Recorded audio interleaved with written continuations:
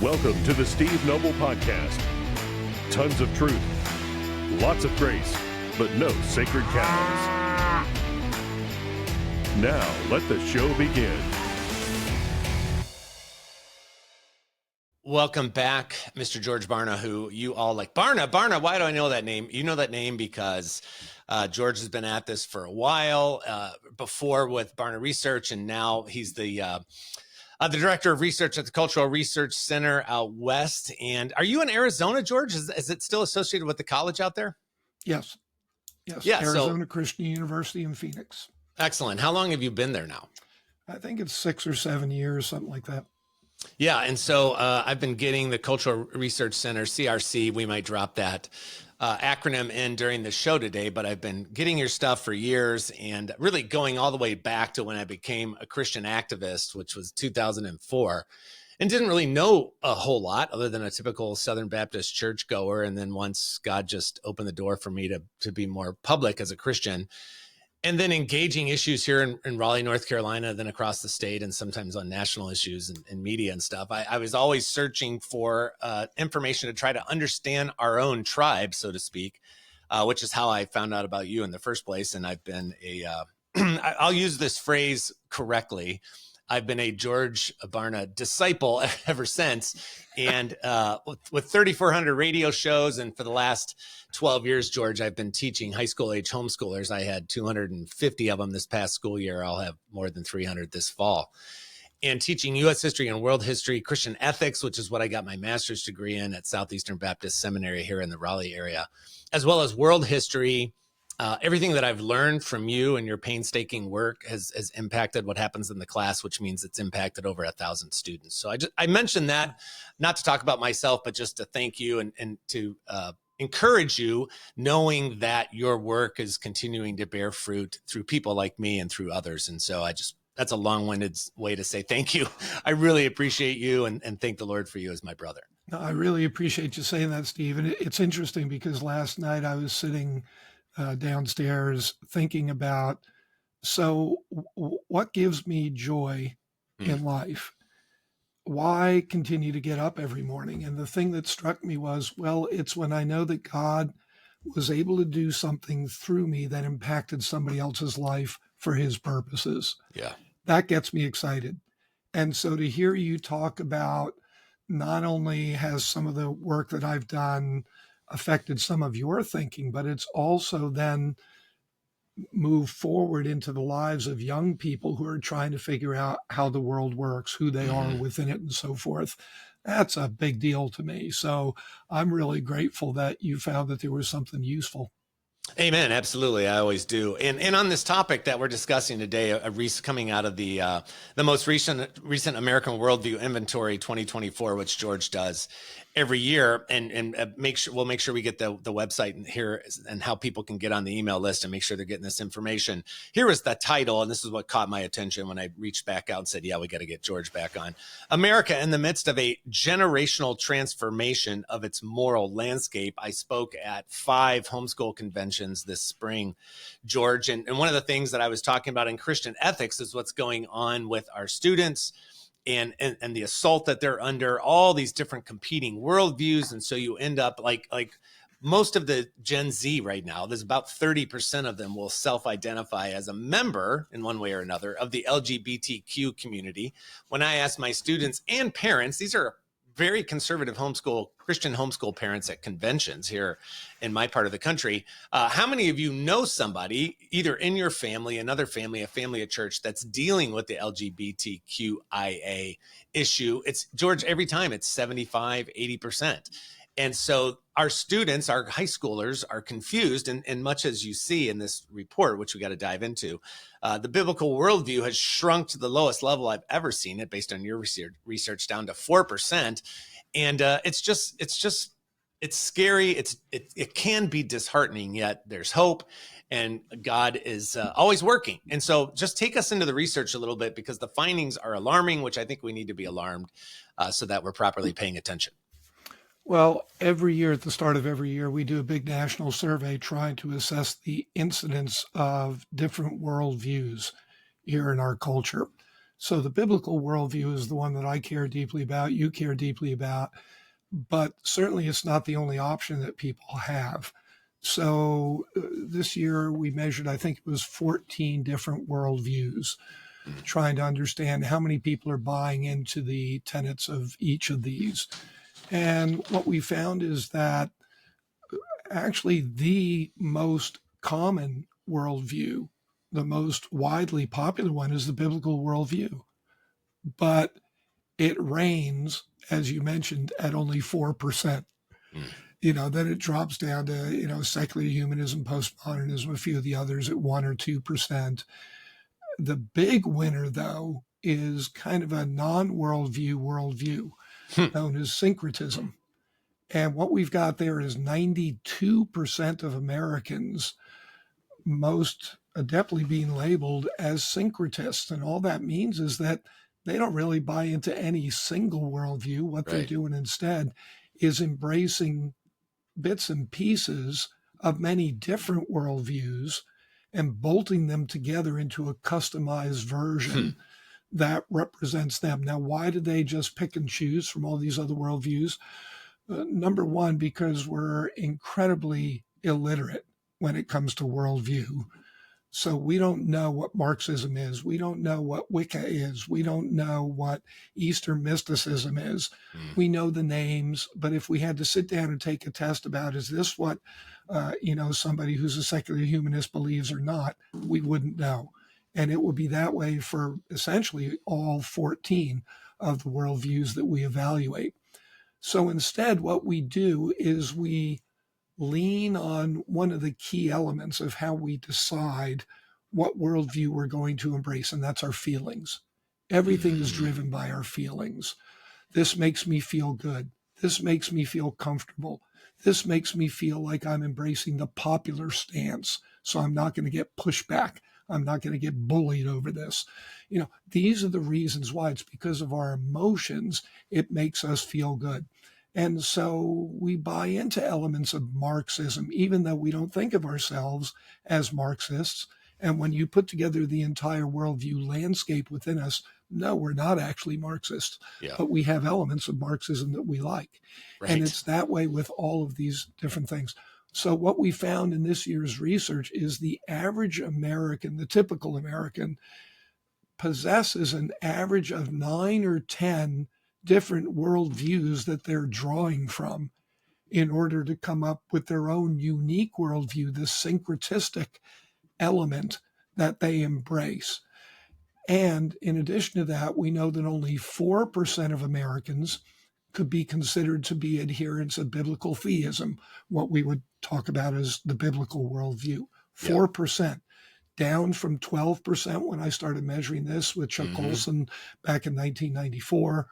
And looking ahead, because we know that a person's worldview develops when they're young, before the age of 13, and it rarely changes after the age of 13. Some components within it will, but by and large, it remains intact until they die. So given that, if we look then at today's young people, we can predict what's coming down the road. And what we're predicting is that the 4% within the next 15 years is going to be sliced in half to just 2%. Unless there's some cataclysmic, spiritual, transformational element that comes into play, revival, renewal, whatever you want to call it, but some kind of major spiritual crisis that causes millions of people to rethink what they've embraced to date.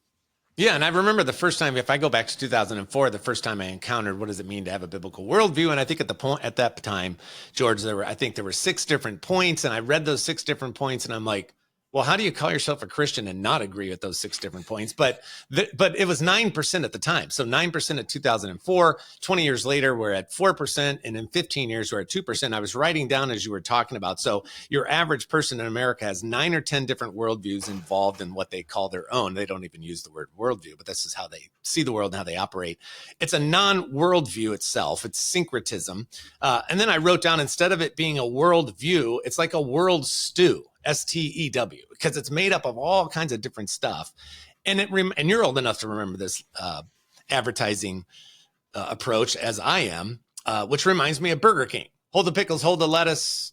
All we ask is that you let us serve it your way. So now everybody's have it your way. So now everybody's running around because we've lost even the notion of an absolute truth, let alone a biblical truth. And so you make it up as you go along. You do whatever you want. You suppress the truth, Romans 1, replace it with a lie. And so I see that in high schoolers. I have a friend that runs the Center for Biblical Worldview at Bob Jones University. His name is Renton Rathbun. And we tend to speak at some of the same homeschool conventions. And I sat in on his talk about worldview, George, and he put up a slide. And he put up a slide, and it showed, basically graphically, here's your average teenager today. They've got what you were talking about, emotions. They have their friend group. They have God somewhere in there. They have social media. They have like 5 different things. And then he presses the next button. He goes, you know what we're raising? We're raising a generation. And then boom, he presses the button. And it's a Hindu God sitting there. We're raising a generation of Hindus who have multiple gods, which is why you're talking about 9 or 10 different worldviews. And I see it in the classroom. I unfortunately have to tell parents when I'm speaking at these conventions, listen, I've taught over 1,000 of our students in the last 10, 12 years. Has anybody else in the room done that? No. Okay. Well, let me tell you, largely, they're good kids. I'm not saying they don't love the Lord. Probably not as many of them are saved as we think they are. But I'm rarely impressed, George. They're a mile wide and an inch deep. They're very emotional, and their worldview is very undeveloped. And so how does that show up? Like the point of this article, how does that show up and take us into some of the numbers? I've got it in front of myself as well in terms of moral behaviors in America, because that's where it kind of comes out of the water and you see what we do morally in this country. Well, it does. And let me just remind folks that the reason why worldview matters is because every day we're making decisions. Every decision we make has to be based on some foundation of what we think is useful to who we are and who we want to be and how we want to live. And that's what our worldview is. It's the filter that we use for decision making. And so the reason why we teach young people biblical beliefs is because you do what you believe. So we want them to believe the Bible. Why? Because ultimately we want them to be a disciple. That's your task in life. That's my task in life. Right. I'm blessed that enough people love Jesus enough to help me become a disciple. But in turn, then my responsibility is to disciple other people. And so the way that you do that is you want them to think like Jesus so that they can live like Jesus. You do what you believe. And so that's where the beliefs get translated into behavior, action, lifestyle, whatever you want to call it. And so if we look at one critical element of this, our morals, what we find is with each succeeding generation, as the world is chipping away at this notion of truth, biblical principles, we have fewer and fewer young people who believe what the Bible teaches. Right. So we could look at a steady progression. It's a very clear correlation generationally, where we go from baby boomers, it drops when we get to baby busters or Gen X, it drops again when we get to the millennials, and it's dropping again as we get to Gen Z, whether we're talking about, are you going to have an abortion? Would you, approve of somebody else having an abortion for any reason? And what we're finding is that number is consistently growing, even among people who call themselves Christians, even among people who would be labeled born again Christians, not by them calling themselves born again, but by them saying, you know what, when I die, I know I'm going to heaven, but it's only because I've confessed my sins and accepted Jesus Christ as my Savior. Now, that group has always been what we've considered to be the backbone of the Christian church. Right. That's what pastors tell me all the time. Well, that's my core audience. That's who does ministry. That's who understands the teaching and spreads it to others. It's like, well, that may be what you believe. Yes. That's not exactly what the research is showing. And so, we've got all of these things. We can look at a lot of different indicators related, let's say, to money. Yeah. And we have one that we look at there where, well, if you borrowed money from a rich friend or relative They didn't need the money. They were happy to lend it to you, expecting you to pay it back. And then when it's time to pay it back, you look at your finances and say, I'm not really financially comfortable. The person who lent me the money I'm not going to pay it back because they don't really need it. And I think I do. Now what we've got is a huge majority of people, and again, it's growing by generation, who say that's perfectly acceptable. Now, when I was growing up, we would have called that theft. We would have called that stealing. Today we call it equitable economics, where what we're doing is we're redistributing the wealth to the people who feel they don't necessarily need it, but they feel that they need it because they weren't able to get everything they want. That's the Gen Z that are at least 50% of them are like, hey, yeah, you don't need to pay that loan. These are our college and high school students, by the way, Gen Z. And when you go to our generation, if you look at Gen X or boomers, we're at 25%. Now that's troubling in and of itself, but it's doubled between these generations. And 50% of them just going, yeah, you don't need to pay that back, which is why people in this little town called Washington, D.C. know the value of forgiving student loan debt because they're thinking, I have no moral obligation to pay this back anyway. And the government's got all kinds of money and rich people have all kinds of money. So why do I need to pay it back? It's just one little example of this unbelievable slide in morality. And I think that's why they do it, because they know it's like red meat to the younger generation. Well, and the other side of that same coin, Steve, is that the people in DC, it's not their money either.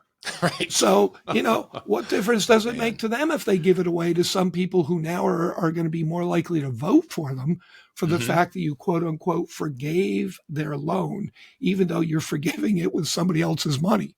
Yes. Yeah. And we know from history, which I teach U.S. and world history, I can show you time and time again over the last 6,000 years of recorded human history, how that always collapses. It's happened everywhere else, and you're a fool if you think it can't happen here. That was one of them. I'm looking from this chart that you have out. By the way, what's the best website that people can go to access this information for themselves, George, and to get on the email list? There are a couple of them. They can go to culturalresearchcenter.com. is where we put everything. It's always up there for free. You can get that. Alternatively, if you can't remember that or you get stuck, you could go to georgebarna.com. Right. Yes. And the more we go up in those generational categories, the more we struggle with those things. And you'll see me looking at my notes for what was that? Oh, georgebarna.com. Right. Yeah. Culturalresearchcenter.com or georgebarna.com. We're also going to talk about your new book that just came out, Raising Spiritual Champions book. .com is the website there. But tell a falsehood of minor consequence in order to protect your personal best interests or reputation. The Gen Z, again, this is college, high school, just to make it easy. 60% of them. No, that's not a problem. Have an abortion for any reason other than to protect the life of the mother or the child. 69%. Have consensual sexual relations with someone of the opposite sex to whom you are not married. 73%. George, you mentioned the 50%. Hey, you don't need to repay a loan because the person lending money doesn't really need it. And then 62% endorse two people of the same biological sex getting married. And we see it all over the place. And then, of course, what we see in an individual's worldview or lack thereof shows up in the culture, and it shows up in politics. It shows up in entertainment. I mean, this shouldn't be hard. That the anecdotal evidence of this is all over the place, isn't it? Well, it is, but you've got to have eyes to see. And one of the challenges in America today is because there is no longer a moral consensus. There's no longer a Judeo-Christian ethic that we embrace or have as a foundation. Our eyesight is different than it used to be. And so what we used to look at and question or maybe even boldly call sin, in America today, we don't necessarily believe in sin. We believe that, we make errors, we learn from mistakes, but sin, that's a pretty strong word. Yep. And we're not willing to go there. So, it's a very different day and age. And we can even see so much of this stuff creeping into churches. Yep. Where if it's not being taught, it's certainly being allowed. We turn the other way when it happens. We don't say anything when we know it's taking place. There's no biblical corrective for any of these broken biblical principles. So what's the role of the church in America? What it's become is it's a place for people to have relationships. And that's a great thing. The church is supposed to be a place of solid relationships. But It's meant to be solid relationships based on, first and foremost, a common relationship that we all have with Jesus Christ. That's our dominant primary relationship. Yeah. And we come together with each other in the local setting because of our shared love for Jesus. And that's what compels us to come together and really hold each other accountable. Yeah, and I'm glad you brought up that the central role of relationships. This is something I try to get across to parents. This is something that God has really blessed me with in terms of my own classes, which we call Noble U. But we have to look at Gen Z and know we now officially call them the loneliest generation. They have all kinds of social media contacts, but not a lot of real relationships. And so you have a relationally starving generation, which is a great opportunity for us if we're willing to meet them there, love them well. And to love them well, you can't compromise on the truth. But I tell my students all the time, more than any other time in my life, I'm 58, you need to be wise as a serpent and gentle as a dove. Because if you come in the 1990s, early 2000s, 2010 culture warrior mode, which is what my mode was for several years, you're going to go nowhere immediately. You won't even get a door to open. But the relationship side of it, George, is so important. That's what Jesus did with his disciples and with other people. They didn't expect them to love everybody well, but he did. And that confounded people. I think that really shocks people. I'm doing another podcast this afternoon with two of my students that just graduated. One of them's a Christian. One of them is not. We did an event last week, a fundraiser last week for my ministry. And 2 out of the 3 students that spoke were not believers, but they were saying things like, oh, gosh, I wish more Christians were like Steve Noble. Now, that's not because I don't think I'm special. I just think I understand the value of what you're talking about, George, is building relationships, especially with younger people. I ask parents all the time, or people our age all the time, how many substantive conversations do you ever have with anybody under 30? Because I think that's a huge opportunity. Jesus sees the field white unto harvest and is like, hey, where's the laborers? I know this can be a downer, George. I read the numbers. I know the numbers. I know it can be a downer, but I'm also super excited and encouraged because I think it also poses an incredible opportunity for us. It's interesting you say that, Steve. I just got off doing another television show, and they were asking me, "Gosh, is there any hope? I mean, can they phrased it some odd way about is our society repulsed by or intractable toward the gospel, something like that?" And I said, well, no, absolutely not. People are hurting. People are in pain. People need help. People want relationships. They want all the things that we have to offer them through Christ, through our faith, through what Jesus has done for us and what he can do through us. So no, this is one of the greatest times of opportunity in American history, if not the greatest. I mean, it's certainly one of the greatest. Yeah. But we've got to be focused on what are we trying to accomplish. And I tried to explain to them, look, there are 3 numbers that matter. We've got in our adult population, 66% call themselves Christian. But in America today, when we ask people, so what does that mean to you? They say, well, it means I'm a good person. It has nothing to do with Jesus. Right. So the second number that matters is we've got 32% who would be theologically defined born-again Christians. Those people I was describing before who say when they die, they'll go to heaven, but only because they confess their sins and accepted Christ as their Savior. Okay, so that's 1 out of 3 adults. But what we know is that only 11% of them have a biblical worldview. If you do what you believe, if you're supposed to live like Jesus because you think like Jesus, well, we know that even the born-again Christians, even though they've got the fire insurance payment covered, they're not really living like Jesus because they're not thinking like him. How could they? So then the third critical number is only 3% of adults in America qualify, and again, I'll give the asterisk after this, but I would say only 3% of American adults qualify as genuine disciples of Jesus. And that's based on taking the 6 factors, the 6 standards that Jesus gave us in the New Testament of what makes someone a disciple. In John 8, he said, you'll be my disciple if you obey my teaching. John 13, he said, you'll be my disciple if you love other disciples. John 15, you'll be my disciples if you produce much spiritual fruit. And then in Luke 14, there are 3 consecutive things where he said, you cannot be my disciple unless, first of all, I think it's verse 27, he said, you cannot be my disciple unless you love God way and above more than everything else in your life. Right. Then I think it was maybe verse 31 in Luke 14 said, you cannot be my disciple unless you pick up your cross and follow me, by which he meant in that Roman context, you've got to surrender to or submit to the prevailing authority. And the prevailing authority is who? It's God. So you got to submit everything to God, to his agenda. And then right after that, he said, you cannot be my disciple unless you surrender everything for me.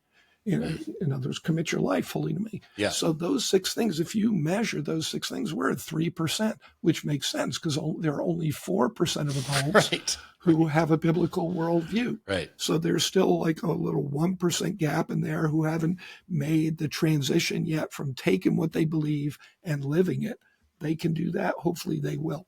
But I mean, those are the numbers that matter in this culture. We've only got 3% of disciples. But let me tell you something else. That isn't an obstacle. If you look at what's happened in American culture in the last 25 years, a group that had less than 1% of the population has completely twisted our thinking about sexuality. That's right. The homosexual movement had less than 1% of the population. Nobody was thinking, yeah, it's good to be gay. Of course we should marry gay people. Sure, transgenders, they should be teaching our kids. Nobody was thinking that 25, 30 years ago. Mm-hmm. Today, it's a majority who think that that kind of lifestyle is okay. So it's not about numbers. It's about, do you have a plan? Do you have the passion? Do you have the commitment? Do you have the power of God behind you? Because if you do, your numbers don't matter. Every time we see Jesus change a culture in the scriptures, he took a large group of followers and he narrowed it down to just a small group of people who are fully sold out to him, who said, I'll do anything you want, even die for you. I'm willing to do that. That's all he needs to get the job done. That's that multiplicity. That's exactly right. And when we say, hey, I could walk into a mall and throw a baseball and not hit a Christian. Boy, America's going to hell in a handbasket. And I think the evangelist in me should turn around and say, hey, you know what? This is awesome. I'm so glad I'm here because I could throw a baseball and not hit a Christian, which means the vast majority of people here are lost and need to hear the gospel. You're in the mission field. You're standing right in the middle of the field. Right. I think that before we were like, no, we send missionaries to other people. I think I've read recently, George, that maybe America might be the most missionally centric country in the world now in terms of missionaries coming here because they see how we've lost our way. Right. And I saw this earlier this morning and I whatever, are we calling it Twitter? We're calling it X, wherever we're calling it. Listen to this. I was shocked by this. And this is this grace and truth combination that we've been touching on without actually saying those things. SBC presidential candidate Bruce Frank says that doctrinal precision will not matter in 100 years, but that how many people are led to Jesus through the SBC will matter.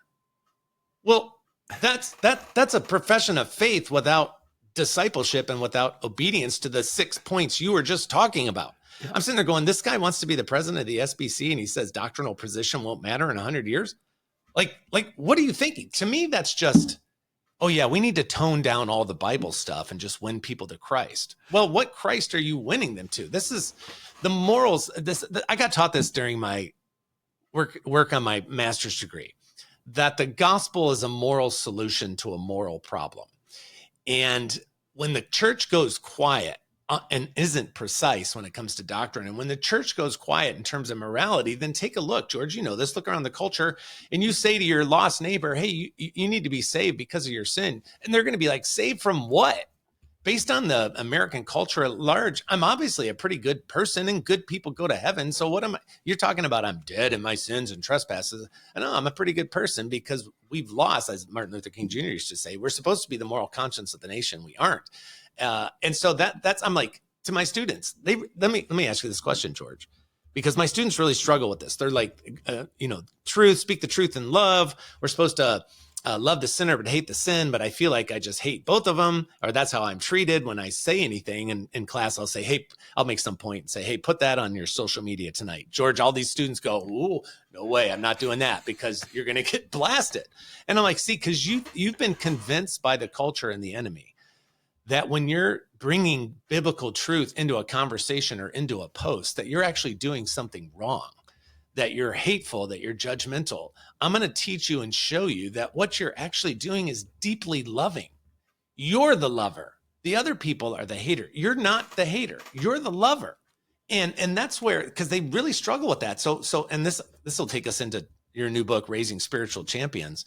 But how do we teach these young people, not just to help them build a biblical worldview, but to actually see their role in this culture, speaking the truth of God's word as a deeply loving thing? You're a good neighbor. You love your neighbor when you appropriately and gently bring the truth in. How do we do that? Because I'm sure that's a central thing of what you're talking about in Raising Spiritual Champions. Now I'll shut up. Yeah, no, I love it. Yeah, keep talking. The central thing that we found is that young people are trying to figure out life. That's why worldview is so important, because it answers the big questions for them about who am I? Why am I here? Who do I want to be? How am I going to get there? What difference will it make? How will I know if it's making a difference? And so those are the kinds of questions they're trying to answer. So who did they turn to first? Their parents. And so they listen to their parents because they know their parents love them. Hold on a second. Is that still true? It's still true, but listen to the conclusion of this argument, because it takes a twist that most people aren't aware of.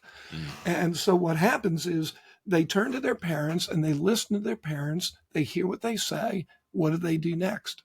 They watch to see what it looks like.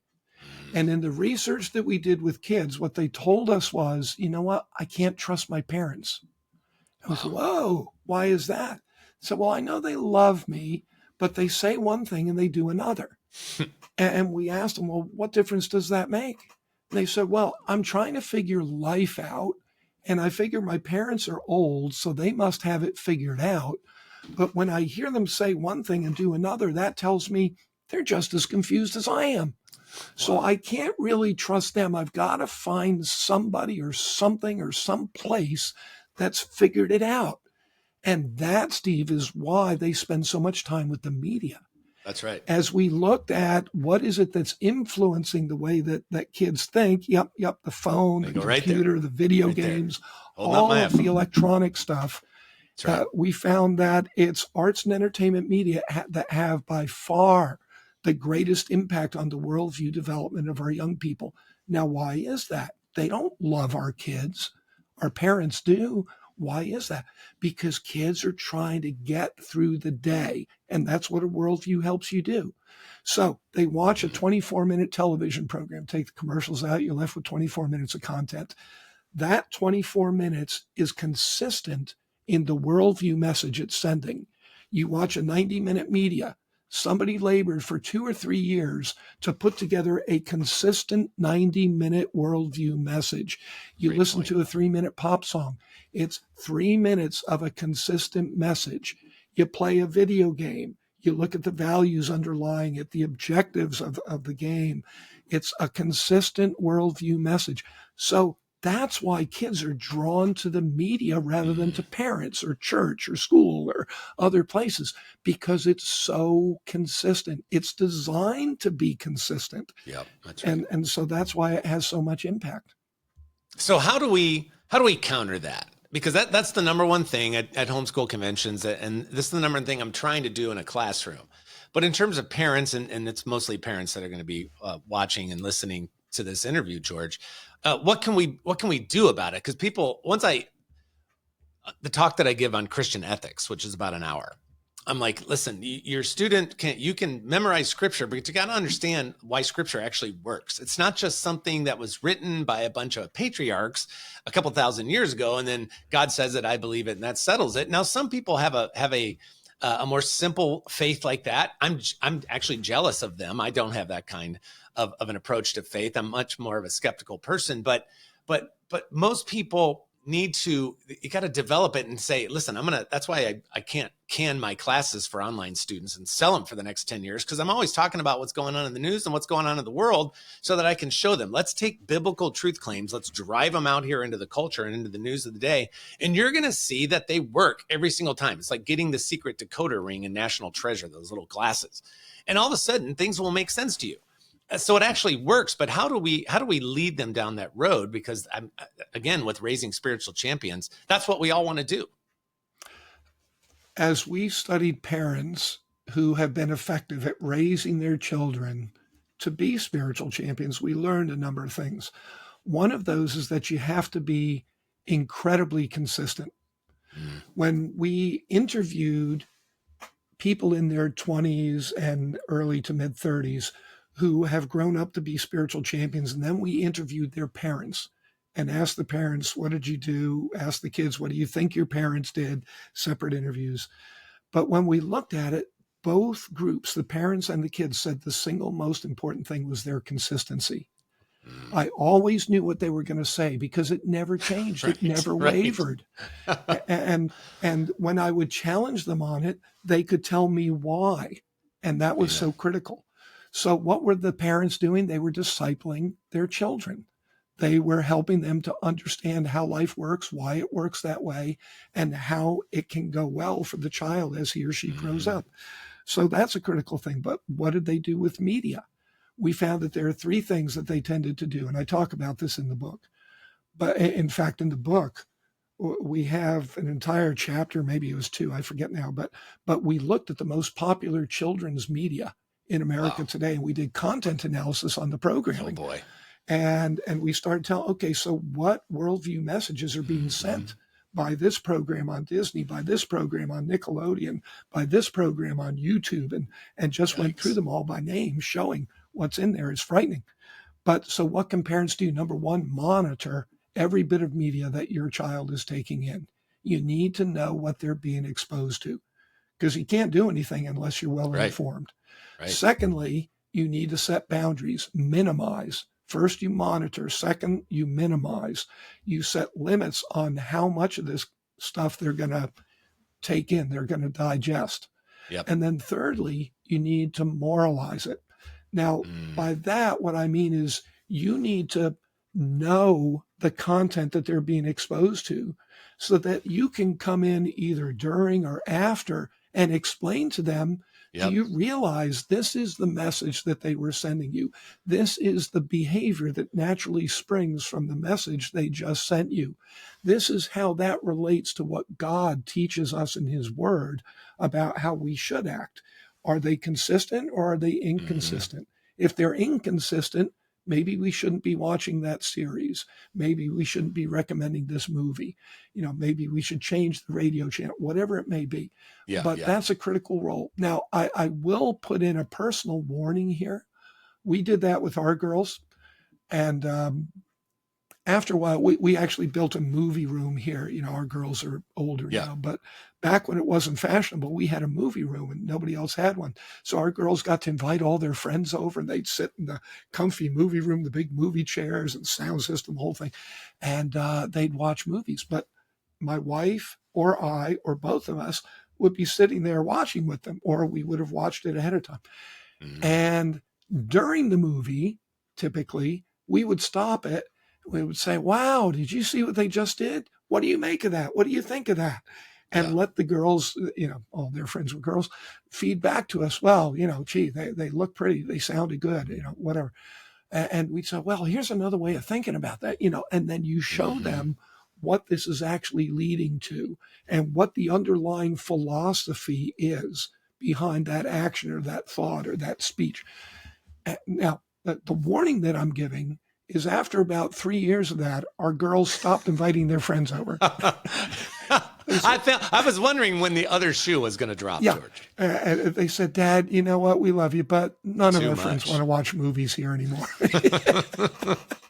Yeah. And listen, I mean, I had a very uncomfortable conversation with a father of a 13-year-old girl at one of the homeschool conventions. And he was like, hey, Steve, to your point, George, we've done a really good job of limiting media, almost no media. We monitor all that stuff here at home, blah, blah, blah, blah, blah. And I don't know that I want my daughter at 13 to take any of your classes yet, because it seems like you have a pretty mature approach. And I said, well, let me ask you, were you in one of my sessions earlier? And he said, yeah, absolutely. I said, okay. So you know enough about me to know I'm not gonna dance around the issue. I'm just gonna get right to it. I'm gonna challenge your assertion that your 13-year-old is as quote unquote innocent as you think she is, because while you've done a great job monitoring everything at home and she doesn't have a smartphone and all that stuff, do you have the capability of monitoring everything all of her friends are doing? And do you know what the content is of all her conversations with her friends? Because while you've done a great job at home, I'm pretty confident that a lot of her friends' parents have not. And so this stuff's going to come at them anyway. My point to your movie, and I would have been very jealous of your movie room because I'm a movie fanatic. But so I mean, at a younger age, okay, it's one thing you can deal with milk here. Before you get to meat, you might need to do some chicken nuggets and some other stuff. But you got to be really careful to be appropriate given the age so that you don't lose them, because you don't want to, if we're trying to do what you did, which I applaud you for, which is great. I love that. That's Deuteronomy 6. So we talk about the things of God all the time and be consistent with it. But you don't want to lose. You want to be the house that all the kids want to come to. And so then you have to be really shrewd. It changes as they change age. I think it's age appropriate, isn't it? I think that's what I'm getting at. Yeah. Yeah. So it's always a challenge, and, everybody's got to do what's right. But part of it too, Steve, I think goes back to, so in my industry, the research industry, we have an expression we use a lot, which is you get what you measure. And my question to pastors, my question to parents, my question to teachers is, what are you measuring? Because that's going to show what's important to you. And one of the things I talk about in the book, Raising Spiritual Champions, is that very, very few parents measure the spiritual development of their children. Yep. Almost no churches measure the spiritual depth, maturity, or growth of their students, much less their adults. I mean, we did a study with pastors asking, what do you measure? We found that there are 5 things that most pastors in America measure to determine whether or not their church is successful or effective in ministry. How many people show up, how much money they raise, how many programs they offer, how many staff people they've hired, and how much square footage they've built out. And my reaction to them is, I'm a measurement guy. I'm so happy you believe in measurement, you're doing measurement. But you measure the wrong things, you'll get the wrong outcomes. Right, and the 5 things that you're measuring, Jesus didn't die for any of them. They're the wrong things. Why aren't you measuring whether or not people are becoming disciples? It's the only thing that matters. And yet we're not even looking at that. And they say, well, that's tough to measure. So, I mean, it's possible to measure. The perfect answer. Right. Yeah. So what if it's tough I don't actually think it's all that tough to measure if you're actually engaging in conversation. And this is one of my biggest mistakes as a father. Our kids are older now, 28, 26, 23, and 19. And I pontificated. I'm a good communicator. I was well known around here in the area. Then I had a radio show, blah, blah, blah, blah, blah. And I thought that the force of my personality, the depth of my theology and my knowledge, and the fact that I was a big fish in a small pond around here, that was just by osmosis going to go into all 4 of our kids. And I think that's all I did. Is it was a one-sided conversation. If they wanted to be heard, George, they went to Gina. That's my wife. But I wasn't into conversation. I was into pontification. And I've learned from those lessons. I feel like the Lord has given me back some of the years the locusts have eaten. And God has done a great work in our family. I'm not saying we crashed and burned, because we haven't. But I use that in the classroom now because I know I have to get into their heads. My students will tell you, just be careful, because when you give an answer, Mr. Noble's going to ask you why. And I'm not trying to corner you. I'm not trying to embarrass you. I'm trying to help you because I love you. And trying to can you actually explain why you take certain positions? That's the importance of Christian ethics. So at a home level, George, how can we measure the spiritual development of our children? Well, we've got to go back to what is discipling somebody. Discipleship is about a relationship. Yes. And so relationship means that you're going to invest time, you're going to invest energy, you're going to invest information and other resources in that individual. And through that relationship, you should have shared experiences, common experiences, and you can observe how the person that you're discipling responds in those situations. What do they say? What do they take in? How do they react? Those are critical things. And really, that's how you measure what kind of progress you're making. Now, you could hire me to do a survey with them, but it's not going to be as effective as somebody who's on the ground. They're in the trenches with the people that they're discipling, living life. It's by observing that lived life together that you can actually figure it out. And by the way, let me cut you a little bit of slack. You had a great disadvantage when you were raising your children because you went to seminary. And that disadvantaged you in a number of ways. But one of them is that it taught you that the most effective way to grow somebody to be a Christian is by talking at them. And so that's Guilty what pastors are taught to do. Sermonize people and they will become like Jesus. Not true. It's not what Jesus did. No. And it doesn't work for us either. And that's why, even though we still have tens of millions of people attending churches regularly, they're not becoming Christians. Are they becoming better informed? Some are, yeah. But are their lives being transformed? Typically not. Why? Because they have to see what you're talking about modeled. And then there's got to be that dialogue. Now, the kind of dialogue you're talking about, I talk about in the book, we found that the effective parents do this. It's called syncretic dialogue, where you're not telling them what to believe, you're asking them what they believe. And when they explain their beliefs to you, you don't tell them, oh my gosh, you're stupider than I thought. What you say instead is, oh, that's very interesting. Now, how did you come to the place where you thought that was the right way to think? And how has that worked out for you? I mean, it's a series of questions about why. Right. That's the most important element.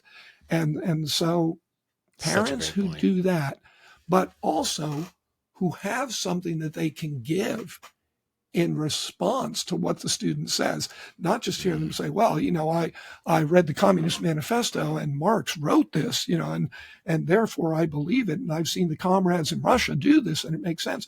You don't just sit there and say, well, that's good enough for me.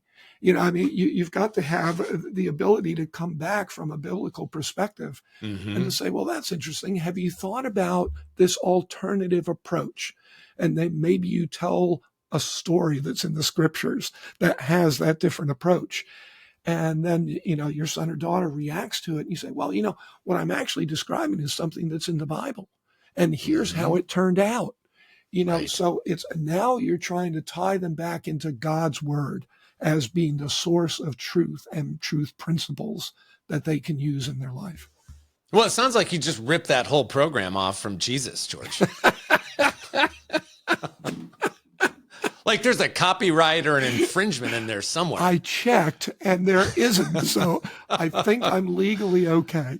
It's public access information at this point. That's after right. a few thousand years. Well, that's such a great point, and I appreciate you bringing that up, that dialogue. Here's my fear. I don't think this is a fear. I think this is true. I think we have in evangelicalism done the same thing with our kids to a large extent that the public school has done, that we chastise the public school system for, is they just push them through the system and get them to graduate. So we get you into youth group, we do this, you go eat pizza, you have some fun, you go to summer camp, you get baptized a few times, you make a few different professions of faith, you go to the right church, and then we send you off to college where your stats have shown us how poorly that actually works.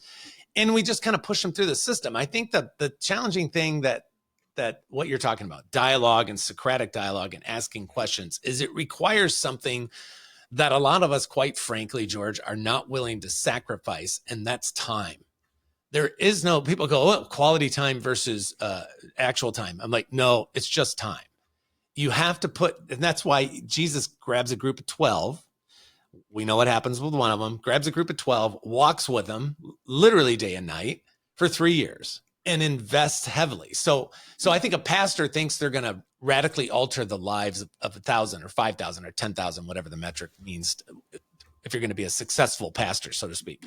I think Jesus looks at us and says in concentric circles, who's closest to you, starting with your spouse and your children, your neighbors, your coworkers, and disciple them.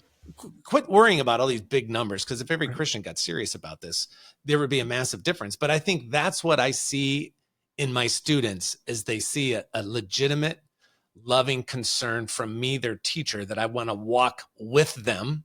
I'm going to journey with you for the next 2 semesters. Hopefully you'll take all 4 of my classes and we'll journey together all through high school. And you're going to be a different person when you graduate high school than you were when you came in here. And it's a process. And I think the frustrating thing for me as a parent, I know you'll agree with this, is we kind of want our kids to be where we're at. But that didn't happen for us either. It is a process. We have to be patient and loving and kind and walk with them, which is why I'm so excited about the fact that you're talking about dialogue and the Socratic dialogue, because that's what that requires. It requires time. There is no shortcut. And a different way of saying what you just said, which I agree with 100%, is it's about your priorities. And so what's happened with so many parents, and I know this, again, the book talks about this in terms of parenting priorities. They've got priorities for themselves in terms of feeling comfortable and secure and happy and respected and all these things. Then they've got priorities for their children. And it's for their children to be respected and comfortable and secure and whatnot.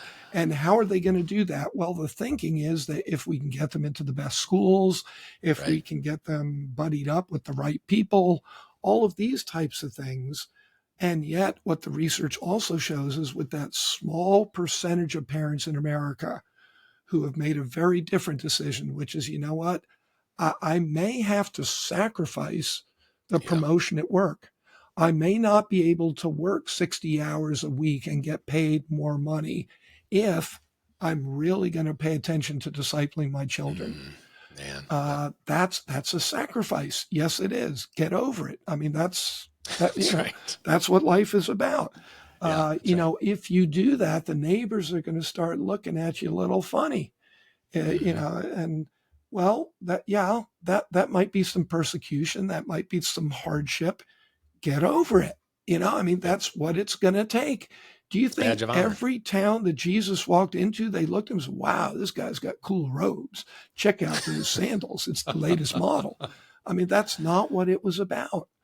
So we've got to get our priorities straight and recognize in the end, who grades us? Is it the world or is it God? And if it's God, on what basis is he going to evaluate our lives? And he tells us very clearly, did you live for me or did you live for yourself? Did you live for the world? What did you live for? And if it's not for him, you're not going to do well on the final. No, and living for him will provide you a much more exciting, fascinating, fulfilling life than living for the world and living for your flesh. You have to, that one you have to learn by doing. Take God up on it and test him on it. And you're going to find out that his way is way better than anything else that the world offers you or you offer yourself. One last word of encouragement for everybody, George, and then we'll remind everybody, Raising Spiritual Champions is the name of George's new book. You can get that at his website, georgebarna.com. Also, you can link to the Cultural Research Center. Just go to georgebarna.com. That's the easiest way to do it. But just one word of encouragement. I know I tend to be kind of I have a prophet's lament. That's just kind of a natural gear for me. And I always got to remember, I gotta swing back up. We can't just drive the Titanic to the bottom of the ocean. And I appreciate all the great hope and help you've given us. But just a few words of encouragement for all of us, especially parents, George, and then we'll let you go. There's no perfect parent. There's nobody's ever done it completely right. We're going to make mistakes along the way. The thing that matters is, do you love Jesus enough that you're willing to take the children that he's entrusted to you for his purposes, for the advancement of his kingdom, to invest in those children as best you can? You may say, but, I don't even have a biblical worldview. What am I supposed to do? You can't give what you don't have. And so in the book, I've got a whole section on this thing I call the 7 cornerstones of a biblical worldview, where I found, look, if you just understand these 7 very, very basic principles, which are probably the 7 things you were talking about, Steve, having read, 20 or 30 years ago when I started doing this research, you've got an 83% probability of having a biblical worldview if you own all 7 of these very basic beliefs. That's awesome. That forms an incredible foundation to build with your children and in the lives of your children. If you reject even one of those, the probability of you having a biblical worldview drops to 2%.